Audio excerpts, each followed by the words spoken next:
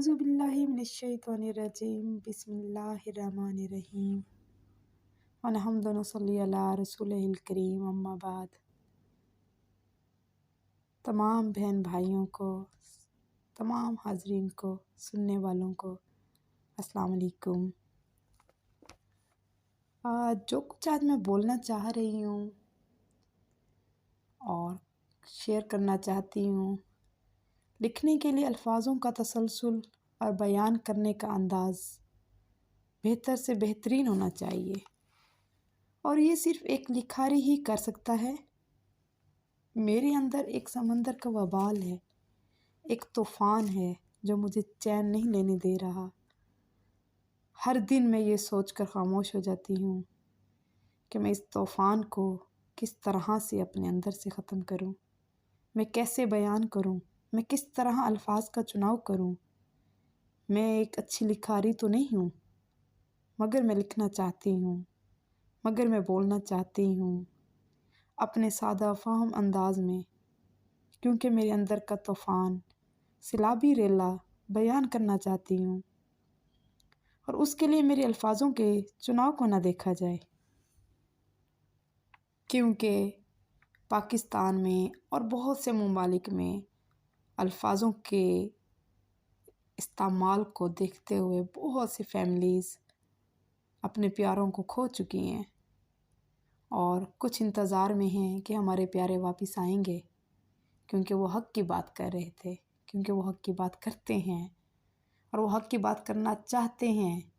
वो अपनी जान तक की परवाह किए बिना अपने हक़ की बात करते जा रहे हैं और इक़्तिदार में आए हुए लोगों का जुल्म बर्दाश्त करते जा रहे हैं, सिर्फ़ इसलिए कि वो हक़ की बात पर डटे हुए हैं। और उसके लिए मेरे अल्फाज़ों के चुनाव को ना देखा जाए, बल्कि मेरे लिखने के मकसद को, मेरे बोलने के मकसद को देखा जाए और मेरा भरपूर साथ दिया जाए। मेरे बोलने का मकसद सिर्फ़ और सिर्फ़ प्यारे रसूल हज़रत मोहम्मद मुस्तफ़ा सल्लल्लाहु अलैहि वसल्लम और आखिरी किताब कुरान पाक के लिए है, क्योंकि हम सब जानते हैं जब इस्लाम दुनिया में फैल रहा था, बहुत से असहाबे रसूल, बहुत से चाहने वालों ने, बहुत से लोगों ने अपनी ज़िंदगियां कुर्बान की, अपनी माएँ, बहनें, भाई, औलाद, माँ बाप कुर्बान किया। किसी ने छोड़ दिया, किसी ने देखा तक नहीं, किसी ने परवाह तक नहीं की, और अपनी जान तक कुर्बान करते चले गए और जहाद करते रहे, और बतौर तोहफ़ा इस्लाम को दुनिया में कायम कर गए हम लोगों के लिए, और हम बने बनाए मुसलमान पैदा हो गए। जहाँ पर इस्लाम हमारी रगों में पैदा होते ही दौड़ रहा था और हम वहाँ मुसलमान बन रहे थे, पैदा होते ही हम मुसलमान कहलाए, और हमने एक मुसलमान की गोद में जन्म लिया, और हमने एक मुसलमान के घराने में जन्म लिया, और हमने एक मुसलमान के घर में परवरिश पाई और वहाँ से तालीमात हासिल की। और वो तालीमात बेसिक थी जो हमने हासिल की। हमने नमाज सीख ली, सब पढ़ते हैं नमाज। हमने ज़कात देने का तरीक़ा सीख लिया, सब देते हैं ज़कात। हमने रोज़े रखना सीख लिए, सब रखते हैं रोज़ा। हमने कुरान पढ़ना सीख लिया अरबी में, मतलब समझने की कोशिश ही नहीं की। हाँ, हमने फ़िज़िक्स, केमिस्ट्री, बायो में ग्रेजुएट हो गए, मास्टर्स कर लिया, एमफिल कर लिया, पीएचडी कर ली, और जब बात आती थी कुरान को समझने की तो एकदम से हमारे जहनों में ख़्याल आता है मदरसा, मस्जिद, उलमाए कराम। उसके लिए हम ख़ुद क्यों नहीं पढ़ सकते? क्या सिर्फ़ हम फ़िज़िक्स, केमिस्ट्री, बायो, पाक स्टडी, इंग्लिश, मैथ पढ़ सकते हैं? क्या हम कुरान की ट्रांसलेशन ख़ुद नहीं पढ़ सकते? क्या हम कुरान के अंदर जो लिखा है उसको ख़ुद नहीं समझ सकते? हाँ, मैं मानती हूँ कि उस्ताद की ज़रूरत होती है, उसके लिए बहुत से इंस्टीट्यूशंस हैं और बहुत से इंस्टीट्यूशंस काम कर रहे हैं। हम उनकी तरफ जाना क्यों नहीं पसंद करते? हम उनकी तरफ माइल क्यों नहीं होते? क्योंकि हमारे सराउंडिंग में, हमारे माहौल में हमें बताया गया कि पढ़ना है फ़िज़िक्स, केमिस्ट्री, बायो, करनी है एमबीबीएस, इंजीनियरिंग, ایک لیول بنانا ہے، ہاؤ ٹو ارن منی، آمدن کیسے کمانی ہے، روزگار کیسے بنانا ہے۔ ہم نے تو نہ ظلم سہا اور نہ ہی کوئی ظالم دیکھا فرعون جیسا، نمرود جیسا،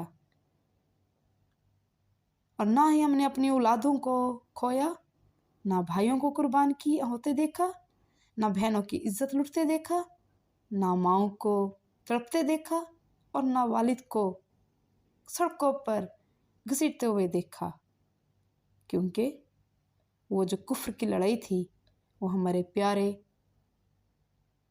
لڑ چکے تھے۔ بس اب ہم نے ان کے اسلام کو زندہ رکھنے کے لیے ایک جہاد کرنی تھی، کیونکہ ہم ایک ملک تشکیل پا چکے تھے۔ میں جب پیدا ہوئی ہوش سنبھالا تو میں سننے لگی، کبھی فرانس تو کبھی سویڈن تو کبھی کسی غیر ملک نے ہماری آخری کتاب قرآن مجید کو نعوذ باللہ نظر آتش کر دیا، تو کبھی کسی نے سر عام نعوذ باللہ پاؤں کے نیچے روننے کی کوشش کی، کبھی نعوذ باللہ کفر کی انتہا کر دی۔ اس کتاب کو جس کو ہم دل و جان سے عزیز سمجھتے ہیں، جس کو ہم ہر طرح سے اپنے لیے زندگی کا اصول سمجھتے ہیں، اس کو اپنے سامنے بے حرمت ہوتے دیکھا اور ہمارے دلوں کے ساتھ کھیلا گیا، اور ہمارے پیارے نبی حضرت محمد مصطفیٰ صلی اللہ علیہ وسلم کے لیے گستاخانہ خاکے بنائے گئے، ان کے لیے گستاخانہ الفاظ استعمال کیے گئے، نعوذ باللہ۔ اور ہم نے کیا کیا؟ ہم نے حق ادا کیا، جس کو ہم سمجھتے ہیں کہ ہم نے حق ادا کر دیا۔ جلسے جلوس نکالے، کچھ دن شور ہوا، پھر ایک دم خاموشی، پھر وہ خاموشی چھا جاتی ہے جیسے کچھ ہوا ہی نہ ہو، کیونکہ ہم نے جلسے جلوس کر کے ہم سرٹیفائیڈ ہو گئے کہ ہم نے اپنا حق ادا کر دیا۔ ہم بھیڑ میں شامل ہو گئے اور ہم نے کہا اللہ اکبر، نعرہ تکبیر، اور ہم بیٹھ گئے۔ یہ ہم آج کے مسلمان ہیں جو ہم یہ کر کے اپنا حق ادا کر کے بیٹھ جاتے ہیں سکون سے۔ ہاں، فرقوں کی لڑائی جب آتی ہے، فرقہ وارانیت، تو جان تک آ جاتی ہے، لیکن جب بات ہوتی ہے ملک کے کنٹری لیول پہ، تب خاموش دل سے جلوس نکلے ہر گلی سے، ہر شہر سے، مگر حکومت کو کوئی فرق ہی نہیں پڑا، مگر ہمارے حکمرانوں کو فرق نہیں پڑا، جوں تک نہیں رہیں گی۔ اسی طرح ہمارے پیارے نبی حضرت محمد مصطفیٰ صلی اللہ علیہ وسلم پر جب مختلف طریقے سے بار بار ہمارے دلوں کے ساتھ کھیلا گیا، اور یہ کھیل بڑھتا ہی چلا جا رہا ہے، اس کھیل میں کمی نہیں آئی بلکہ اور زیادہ ہو رہا ہے، کیونکہ جلسے جلوسوں کی شکل میں ہم حق ادا کرتے جا رہے ہیں۔ میں یہ بات صرف پاکستان کی نہیں کر رہی، ہم اپریکسیمیٹلی ہم 50+ مسلم کنٹریز کی بات کر رہی ہوں۔ کدھر ہیں یہ سب 50 ممالک؟ ان 50 ممالک کے حکمرانوں کی بات کر رہی ہوں۔ ٹوٹل 195 ملک ہیں، جس میں 50+ ہمارے ملک ہیں۔ یہ سارے کدھر ہیں؟ کیوں صرف بیٹھ گئے ہیں ملک لیول پہ دیکھنے کے لیے کہ انفلیشن ریٹ کیا ہے، ڈیفلیشن ریٹ کیا ہے؟ کیوں نہیں یہ سامنے آتے؟ کیوں نہیں بولتے؟ اور کچھ ملکوں میں مسلمان کی اقلیت کی بنیاد پہ رہ رہے ہیں، حکمران تو بات کرتے کہیں نظر ہی نہیں آ رہے، مگر کچھ دنوں بعد ایک سچا مسلمان، ایک کھرا مسلمان نظر آیا، اور نظر اللہ نے معجزہ دکھایا، کیونکہ کوئی حکمران نظر نہیں آ رہا تھا۔ کدھر جاتے، کس سے بات کریں؟ چیخو پکار کر کے، جلسوں میں ٹھہر کے، ٹائر جلا کے، اپنے ملک کو نقصان دے کے پھر ہم بیٹھ گئے، کیونکہ حکومت کو تو فرق ہی نہیں پڑ رہا تھا، اسٹیٹ لیول پہ کوئی بات نہیں کر رہا تھا۔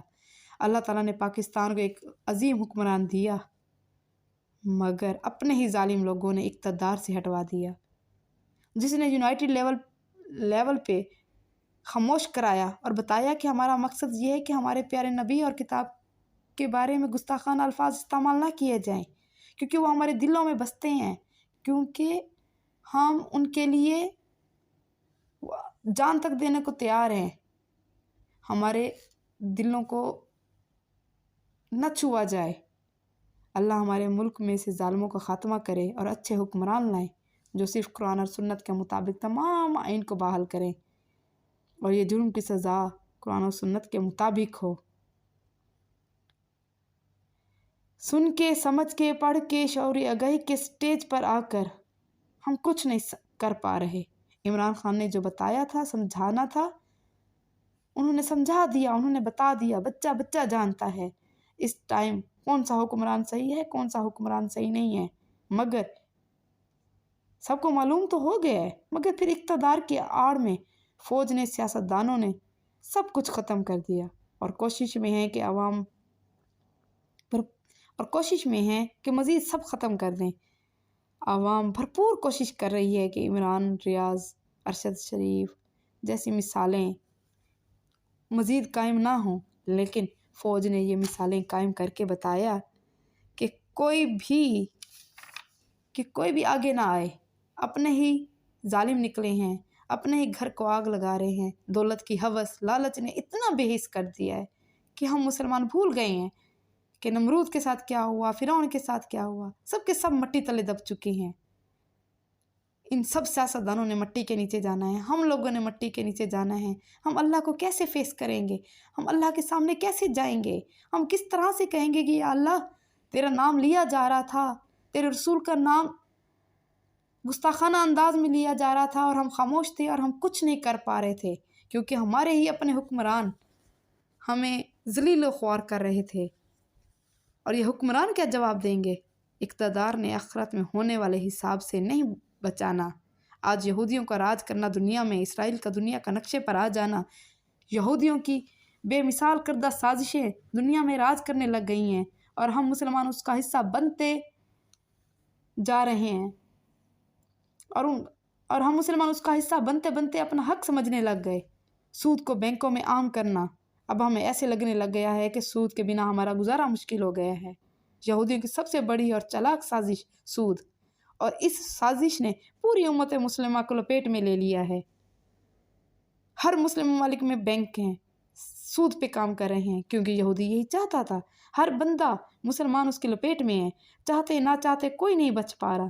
جہاں کوئی تھوڑی بہت کسر بچی تھی تو وہ NGOs نے آ کر پوری کر دی، جو کہ مائکرو فائنانس کی شکل میں تھا، انٹرسٹ ریٹ کی شکل میں۔ مائکرو فائنانس نے دنیا کے ہر اس کونے پر پہنچی ہے جہاں بینک کا کانسیپٹ نہیں تھا، جہاں لوگ جانتے نہیں تھے، اور یہ غریبوں کو انٹرسٹ ریٹ پر لون دے کر، انٹرسٹ ریٹ پر قرضہ دے کر ان کو مزید غربت کی طرف دھکیل رہے ہیں۔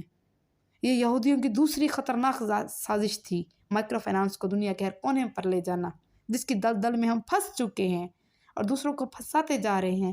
ہم مسلمان ہو کر دوسرے مسلمانوں کو اس نشے کی عادت میں ڈال رہے ہیں۔ ہم ایک نشہ کرنے والے کو تو کہتے ہیں کہ اس کو نشے کی عادت ہے، اور وہ سڑک کے کنارے بیٹھا نشہ کر رہا ہے اور دوسرے کو نشے کی عادت دے رہا ہے۔ کیا ہم نے یہ سوچا کہ سود بھی ایک نشہ ہے جو کہ ہم کونے کونے تک پہنچا رہے ہیں؟ خدا را اس NGOs کے مائکرو فائنانس کو بند کیا جائے۔ اگر کوئی NGOs مائکرو فائنانس چلاتی ہے، بنا انٹرسٹ کے چلائے۔ اگر وہ قرضہ دینا چاہتی ہے، حسن قرضہ دے، کیونکہ ہم لوگ تعشیات میں اتنے گم ہو گئے ہیں، بنیادی چیزوں کو چھوڑ دیا ہے، اور اللہ اور اس کے رسول کے احکامات کو انجانے انداز میں پیچھے رکھ دیا ہے۔ توکل تو ہے اللہ پر، 5 وقت نماز بھی پڑھ رہے ہیں، قرآن بھی پڑھ رہے ہیں، مگر جو چیز ہمیں اچھی لگ رہی ہے اس کو ہم اڈاپٹ بھی کر رہے ہیں، چاہے وہ قرآن نے اس سے منع کیا ہے لیکن ہم اس پر قرآن نے منع کیا ہے لیکن ہم اس پر عمل نہیں کر رہے، کیونکہ دنیا میں ہمیں اس کا فائدہ نظر آ رہا ہے۔ جب توکل ہے اللہ پر تو رزق میں کمی کا ڈر کیوں ہے؟ بچوں کی پیدائش میں کمی کیوں ہے کہ اخراجات پورے نہیں ہوں گے؟ کیوں اخراجات نہیں پورے ہوں گے؟ اگر توکل ہے اللہ پر تو اخراجات پورے ہوں گے۔ جب ٹرسٹ کرنا ہے اللہ پر تو پھر توکل کے ساتھ کریں۔ ہم لوگ سیدھے راستے کو اختیار کرنے میں ڈر کیوں ہے؟ کیونکہ سیدھے راستے پہ کوئی بیٹھا ہی نہیں ہے، کام ہی نہیں ہوگا۔ ہم جائیں گے سفارشی، رشوت لینے والے، سود خور، کدھر جائیں؟ 99% لوگ وہی بیٹھے ہیں تو مجبوراً ایک سفید پوش کو وہ کام کرنا پڑ جاتا ہے. لیکن اگر اس کو اللہ پہ بھروسہ ہے، توکل ہے، اگر ہمیں اللہ پر بھروسہ اور توکل ہے، ہمیں پورا رکھنا چاہیے. اللہ اور اس کے رسول کے لیے غصہ کیوں نہیں آتا ہمیں؟ جب ہمارے ماں باپ کو کوئی کچھ بولتا ہے، تھوڑا سا کوئی اونچی آواز میں بھی بولنے کی کوشش کرتا ہے، تو ہمارا خون کھولنے لگتا ہے، ہم مرنے مرانے کے لیے تیار ہو جاتے ہیں. میاں بیوی کے درمیان اگر تھوڑی سی لڑائی ہوتی ہے اور ماں باپ کا نام آ جائے تو بیوی سپریشن تک پہنچ جاتی ہے، مرد سپریشن تک پہنچ جاتا ہے، طلاق دینے تک پہنچ جاتا ہے کہ میری ماں کے بغیر سخت الفاظ کیوں بولے. اور وہی مرد جب گستاخانہ باتیں سنتا ہے اللہ اور اس کے رسول کے لیے اور آخری کتاب کے لیے، تو اس کا خون کیوں نہیں کھولتا؟ کیوں نہیں وہ نکلتا؟ کیوں نہیں وہ بات کرتا؟ یہ جد و جہد اللہ اور اس کے رسول کے لیے کیوں نہیں ہے؟ ہمارا فرض کب شروع ہوگا؟ ہم کیوں نہیں کچھ کرتے؟ کیا ہم نے اللہ کو جواب نہیں دینا، یا ہم نے جانا ہی نہیں ہے؟ کیا ہم یہ سوچ کر بیٹھے ہیں دنیا کی ہوس اور لالچ میں دولت اکٹھی کرنے کے لیے ہم دن رات کوشاں ہیں، مگر ساتھ میں ہم بھول گئے ہیں کہ ہمارا فرض کیا ہے؟ خدا را میرا ساتھ دیں، مجھے بتائیں کہ کون کون میرے ساتھ ہے. میں اس چیز کو آگے لے کر چلنا چاہتی ہوں، لیکن ان سب چیز کے لیے آپ لوگوں کا ساتھ دینا میرے لیے قابل فخر ہوگا اگر آپ لوگ میرے ساتھ چلیں گے. کیونکہ ہم نے ایک دن مرنا ہے اور اللہ کے سامنے جانا ہے، اور پھر اللہ نے پوچھنا ہے کہ جب میرا نام دنیا میں لیا جا رہا تھا، جب میرے پیارے رسول کا نام دنیا میں لیا جا رہا تھا گستاخانہ انداز میں، تو تمہارا خون نہیں کھولا، تو تمہاری عزت نہیں جاگی، تمہاری غیرت نہیں جاگی، بلکہ تم خاموش تھے یہ سوچ کے کہ میں کیا کر سکتا ہوں. قطرہ قطرہ بنتے ہیں، اٹھتے ہیں، شاید ہماری کشتی چل پڑے. یا اللہ، یا میرے رب، ہمیں بخش دے. تو ہمیں اور ہمارے گناہ بخش دے اور دور کر دے ہم سے وہ برائیاں جو ہم میں ہیں، اور موت دے ہمیں نیک لوگوں کے ساتھ. یا رب العالمین، عطا فرما تو ہم کو وہ جس کا وعدہ کیا ہے تو نے ہم سے، اپنے رسولوں کی معرفت، اور نہ رسوا کرنا ہمیں قیامت کے دن. بے شک تو اپنے وعدے کے خلاف نہیں کرتا. اے ہمارے رب، نہیں پیدا کیا تو نے یہ سب بے مقصد، پاک ہے تو ہر نقص و عیب سے، بس بچا لے ہم کو دوزخ کے عذاب سے. وَلِلَّهِ مِرَاثُ السَّمَاوَاتِ وَالْأَرْضِ، اور اللہ ہی کے لیے ہے میراث آسمانوں کی اور زمین کی. بے شک آمنت باللہ، صدق اللہ العظیم.